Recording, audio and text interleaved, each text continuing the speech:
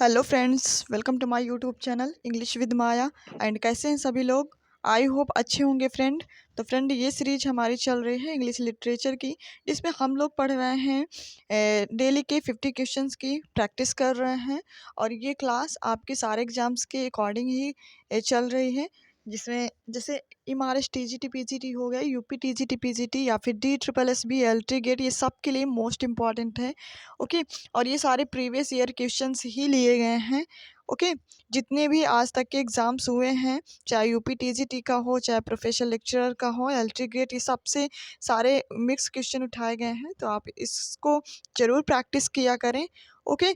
तो चलिए फ्रेंड्स, अभी तक हम लोगों ने 600 क्वेश्चन की प्रैक्टिस कर ली है। आज हम लोग 601 से प्रैक्टिस करेंगे। ओके। तो चलिए फ्रेंड्स, तो क्लास को स्टार्ट करते हैं। स्टार्ट करने से पहले अगर आप चैनल में नए हैं तो चैनल को सब्सक्राइब करें, लाइक करें, कमेंट करें, शेयर करें। तो चलिए फ्रेंड्स, देखते हैं आज का पहला क्वेश्चन।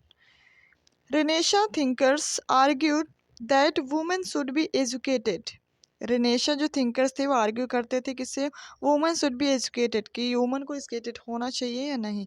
तो just the same as man, with emphasise on science and mathematics, not at all confined solely to music, dancing and knitting. So right option बन जाता है D, confined solely to music, dancing and knitting. Okay. चलिए देख लेते हैं next उन questions को। An important features of the Renaissance was an emphasise on. कौन से इम्पॉर्टेंट फीचर होते थे रेनेशा के जो एम्फेसाइज करते थे? Alchemy and magic, the literature of Greek and Rome, chivalry of the middle ages, the teachings of the Saint Thomas Aquinas। So right option friends बन जाता है B, the literature of Greek and Rome. Next question से देख लेते हैं। Which was not a characteristic of renaissance. कौन सा ऐसा कैरेक्टर है जो रेनेसा से फॉलो नहीं करता है? ओके। देख लेते हैं। emphasizes on individuality, confidence in human rationality, the emergence of merchant oligarchy, the development of social insurance program। So right option friends बन जाता है D, the development of social insurance programs। okay। चलिए देख लेते हैं next one. The northern Renaissance deferred from the Italian Renaissance.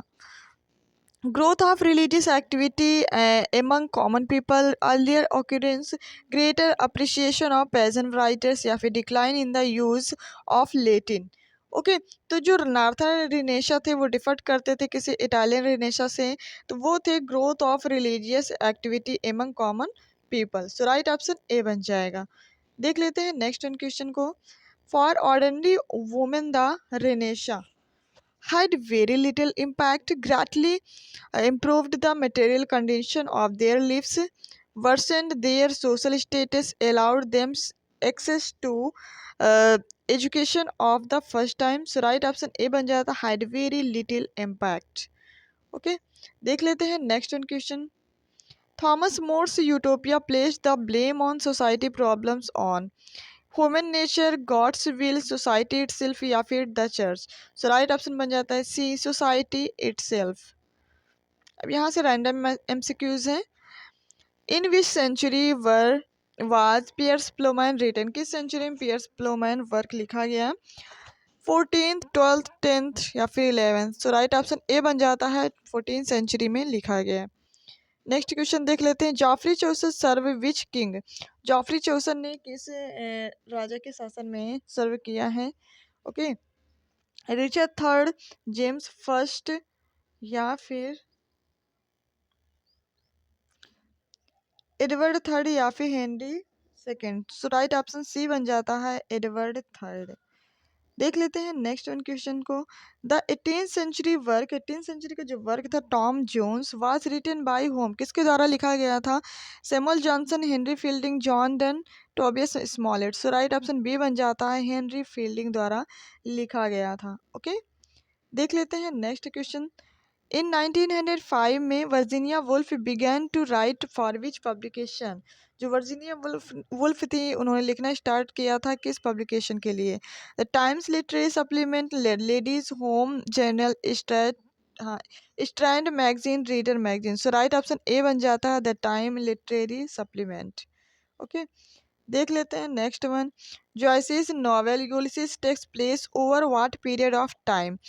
A weeks, 24 hours, a lifetime 6 months. Right option B बन जाता है 24 hours. Okay. What was the nationality of Oscar Wilde? Oscar Wilde की nationality क्या थी? Irish, Scottish, French, English. तो वो थी इनकी आयरिश। क्या थी? आयरिश। देख लेते हैं नेक्स्ट वन क्वेश्चन को। Who wrote the poem Requiem? Requiem poem किसने लिखा है? Robert Louis Stevenson, William Shakespeare, Samuel Johnson, John Milton. So right option A बन जाता है Robert Louis Stevenson. Next question को देखेंगे। The prevailing features of Chaucer humour is its urbanity, crudity, triviality या फिर सैंक्सिटी। सो राइट ऑप्शन बन जाता है ए अर्बैनिटी। ओके, चलिए देख लेते हैं नेक्स्ट वन क्वेश्चन को।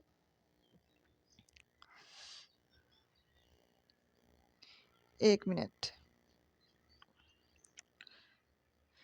Who is the first great English critic poet? कौन से ऐसे first great English critic poet हैं?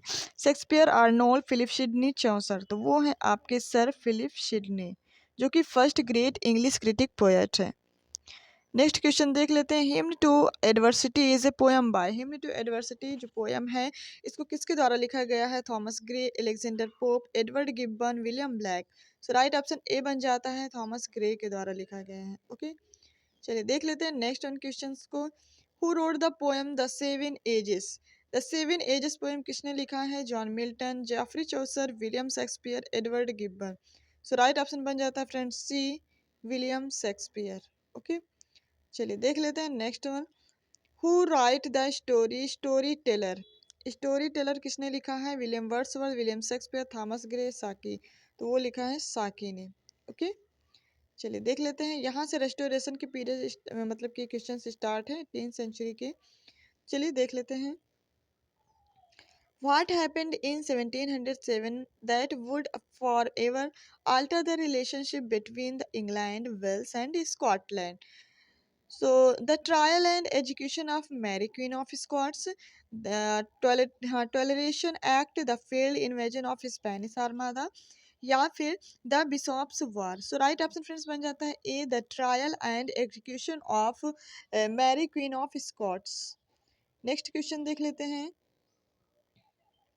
Which of the following was a major factor in the unprecedented economic wealth of Great Britain during the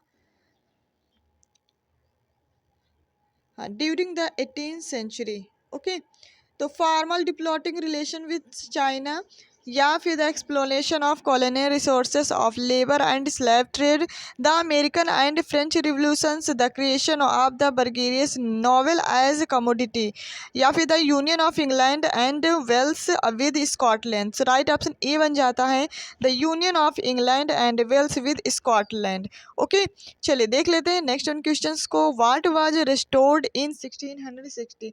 1660 में क्या restored था? The monarchy in the person of Charles second, या फिर dominance of the Tory party, the book of common prayer, या फिर toleration of religious dissidents, Irish independence. So right option B बन जाता है the dominance of the Tory party. Next question को देख लेते हैं। What literary work best capture sense of the political turmoil particularly regarding the issue of religion just after the restoration?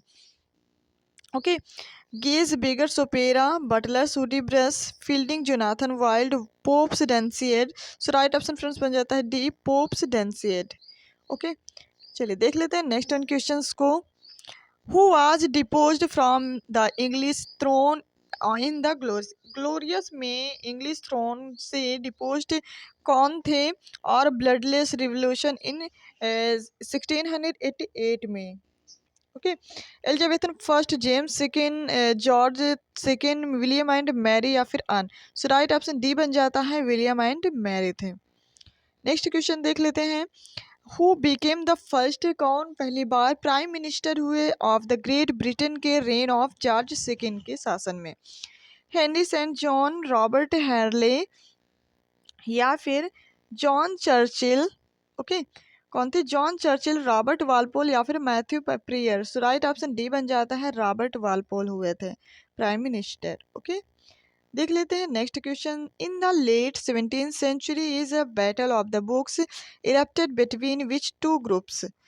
Okay, the late 17th century में जो battle of the books आई थी, तो erupted किस किस के बीच में ग्रुप में इरप्टेड हुई थी? Evolutions and enthusiasted for slavery, round earthers and flat earthers, the wells of the Scot, या फिर champions of the ancient and modern learning, या फिर Oxfordian and weakness. So right option D बन जाता है, champions of ancient and modern learning. देख लेते हैं नेक्स्ट वन क्वेश्चन को।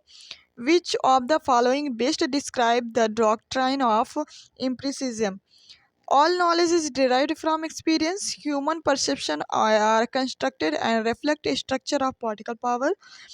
The search and essential of ultimate principle of reality. So right option A बन जाता है, the all knowledge is derived from experience. जितना भी knowledge था वो experience से derived किया गया है। देख लेते हैं नेक्स्ट वन क्वेश्चन को। Against which of the following principles did Jonathan Swift invalid? So options हम लोग देखेंगे, एक मिनट, ये हैं options. Theoretical science, metaphysics, abstract logical deductions, या फिर ए बी ओनली, या फिर ए बी सी। तो इसमें तीनों ही शामिल थे, theoretical science, metaphysical, abstract logical deductions. Okay, चलिए देख लेते हैं नेक्स्ट वन क्वेश्चंस को।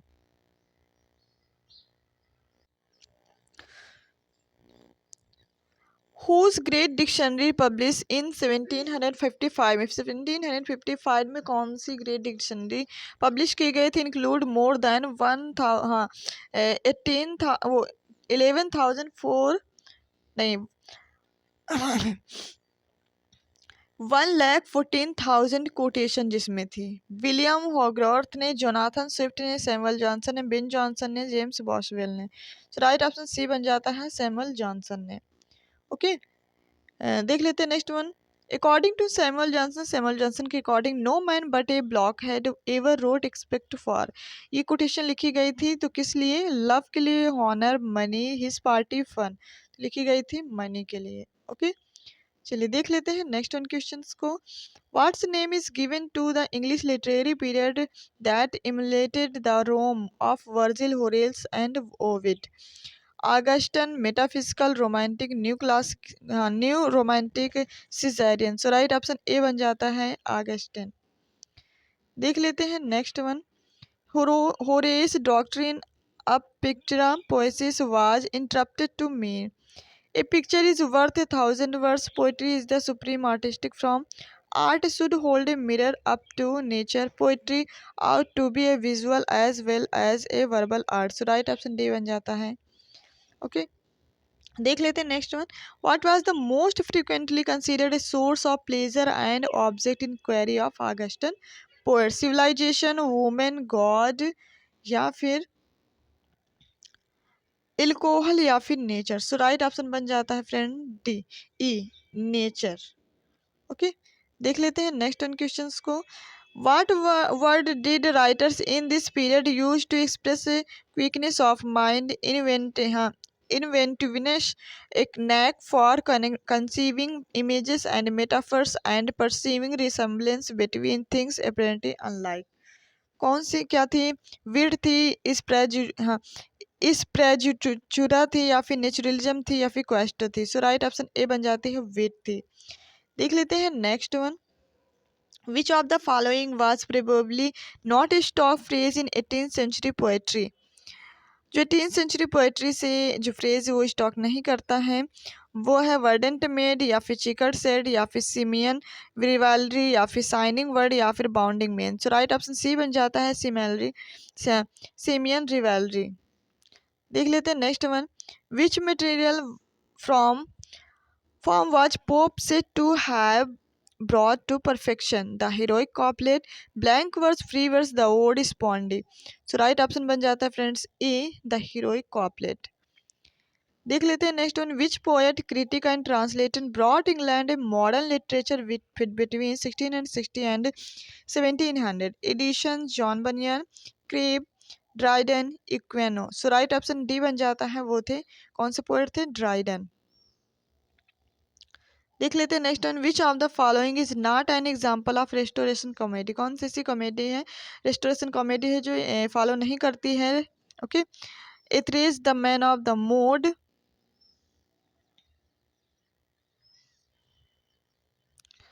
रिचर्ले की द कंट्री वाइफ, बेंस की द रोवर, या फिर मार्लो डॉक्टर फास्टस, या कनग्रीव का love for love. So right option D बन जाता है, मार्लो का डॉक्टर फास्टस। देख लेते हैं next one, which group of intellectual women establish literary clubs of their own around 1750 under the leadership of Elizabeth Vesey and Elizabeth Montagu, the Bennetts, the blue stocking, the coteries of plenty, the pre Raphaelites. So right option B बन जाता है, the blue stockings. देख लेते हैं next one, which work exposes the frivolity of fashionable London, Defoe's, Robinson Crusoe, Swift's की Gulliver travels, veins की और नोको, रिचर्डसन की क्लैरिसा, पोप्स का the rape of the lock. So right option E बन जाता है, पोप्स का the rape of the lock. Okay, देख लेते हैं नेक्स्ट वन क्वेश्चंस को, what London's locale where many poor writers lived became synonymous with hacks and scandal mongers, elephant and castle, Grub's street, Covent Garden, या फिर Cheapside, या फिर Piccadilly Circus. Right option B बन जाता है, Grub Street. Okay, देख लेते हैं नेक्स्ट वन क्वेश्चंस को, with it forbiddance theme of insects, murder, necrophilia, atheism and torments of sexual desire, Horace Walpole's Castle of Otranto created which literary genre, revenge, tragedy, gothic romance, epistolary novel, the comedy of manners. Right option B बन जाता है, gothic romance. देख लेते हैं next one questions को, friends 50 questions की practice हम लोग कर रहे हैं। ओके, तो आप लोग पूरा जरूर पढ़ें। Which of the following is not indebted to the Gothic genre? William Beckford Wethek, हाँ, Matthew Lewis the monk, Tobias Smollett का रोड्रिग रैंसम, अन रेडक्लिफ का द इटालियन, विलियम गॉडविन का Caleb Williams. So right option C बन जाता है, Tobias Smollett का Roderick ransom.